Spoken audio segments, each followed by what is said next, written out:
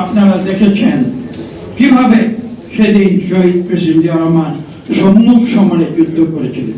তিনি তো ঘোষণা দিয়ে সীমান্ত অতিক্রম করে কলকাতার সুযোগ সুবিধা আরামে থাকতে পারতেন। তিনি কি দেখেছিলেন? তিনি তো সেটা করেননি। কারা করেছিল আমি সেই বিস্তৃত ব্যাখ্যায় যাব না, কারণ আমি কারো সমালোচনা করতে চাই। শহীদ প্রেসিডেন্ট জিয়া রহমান শুধু সম্মুখ সমরে যুদ্ধ করেননি, তিনি যে জেড ফোর্সের নেতৃত্ব দিয়েছিলেন, সেই যুদ্ধে জয় লাভ করে বীরের বেশে বাংলাদেশে ফিরে এসেছিলেন। বাংলাদেশের কোটি কোটি মানুষ সেদিন স্বাধীনতা হয়েছিল। সেই বাংলাদেশের কোটি কোটি মানুষ শহীদ প্রেসিডেন্ট জিয়া রহমানকে মুক্তিযুদ্ধের সর্বোচ্চ উপাধি বীর উত্তম উপাধি দিচ্ছে। আজকে যারা বড় বড় কথা বলে তাদেরকে স্বাধীনতার যুদ্ধের ইতিহাস আবার নতুন করে পড়বার জন্য আমি তাদের একান্ত অনুরোধ করি। গল্প বানিয়ে সেটাকে ইতিহাস বলে চালানো যায় না। বিগত 15 বছর চেষ্টা করেছিল, আপনারা দেখেছেন, কোমলমতি বালক বালিকা স্কুলের ছেলে মেয়েদের পাঠ্যপুস্তকে মিথ্যা তথ্য সংবলিত করে সেটাকে মুক্তিযুদ্ধের ইতিহাস বলে চালানো হবার প্রচেষ্টা চালানো। সেই প্রচেষ্টা ব্যর্থ হয়েছে, কেননা মিথ্যা কোনদিন সত্যকে থাকতে পারে। আজকে বাংলাদেশের যে বর্তমান পরিস্থিতি, সেখানে আসি।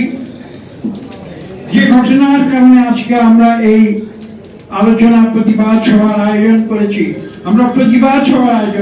মুক্তিযোদ্ধা দল প্রতিবাদ সভা আয়োজন করেছে, তারা রাজপথে উশৃঙ্খল আচরণ করে না, কারণ শহীদ প্রেসিডেন্ট জিয়া রহমান আমাদের সেই শিক্ষা দেন। আমরা এখানে প্রতিবাদ করতে এসেছি শান্তিপূর্ণ প্রক্রিয়ায়, নিয়মতান্ত্রিক প্রক্রিয়া, গণতান্ত্রিক প্রক্রিয়া। যারা ভুল করবে আমরা তাদের চোখে আঙুল দিয়ে দেখিয়ে দেব, কিন্তু তাদের যে কটু ভাষা আমরা রাজপথে দেখেছি, সেই কটু ভাষা আমরা ব্যবহার করি।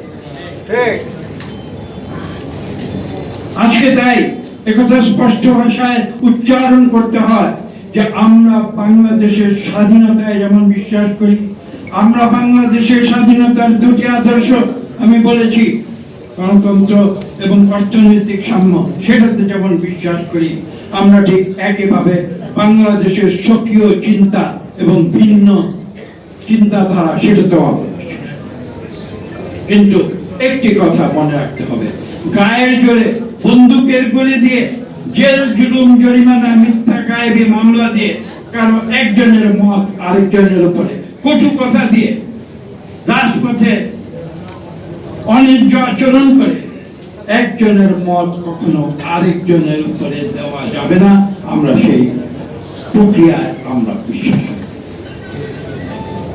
কাজেই যারা এই পন্থাগুলো আজকে অবলম্বন করেছে, আমরা তাদের বিনীতভাবে অনুরোধ করছি, আপনারা এই সব অন্যায্য অন্যায় প্রক্রিয়া থেকে আপনারা বিরত থাকুন।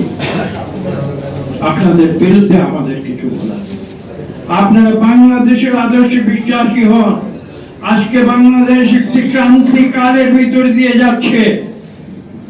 আমরা এখন এই মুহূর্তে আমরা 2024-এর জুলাই আগস্টের যে বিপ্লব, সেই বিপ্লব নিয়ে আমরা বিভিন্ন অনুষ্ঠান কর্মসূচি করছি, আমরা সেটাকে স্মরণ করছি শ্রদ্ধার সঙ্গে। যারা জীবন দিয়েছে আজকে থেকে 1 বছর আগে, যারা আহত হয়েছে, যাদের বিভিন্ন অঙ্গ প্রত্যঙ্গ নষ্ট হয়ে গিয়েছে, আমরা তাদের প্রতি শ্রদ্ধা জানাই, আমরা তাদের কাছে স্মরণ করি এবং আমরা সেই তাদের যে অবদান, সেই অবদান স্বীকার করার জন্য আমরা 36 দিন ব্যাপী আমরা অনুষ্ঠান করছি। আমি এই কথাই আজকে এখানে বলবো যে আজকে এই যে একটি ক্রান্তিকালের ভেতর দিয়ে বাংলাদেশ পরিচালিত হচ্ছে, আপনারা কিন্তু সতর্ক থাকবেন। আজকে থেকে 1 বছর আগে 5ই আগস্ট যেদিন এই দেশে স্বৈরাচার পালিয়ে যেতে বাধ্য হয়েছিল, সেই দিন বাংলাদেশের ছাত্র জনতার যে বিজয় হয়েছিল, সেই বিজয় শুধু 2024-এর 5ই আগস্টে বন্দী করে রাখলে হবে। সেই বিজয়কে সুসংহত করতে হবে, সেই বিজয়ের সুফল বাংলাদেশের 18 কোটি মানুষের কাছে পৌঁছে দিতে হবে।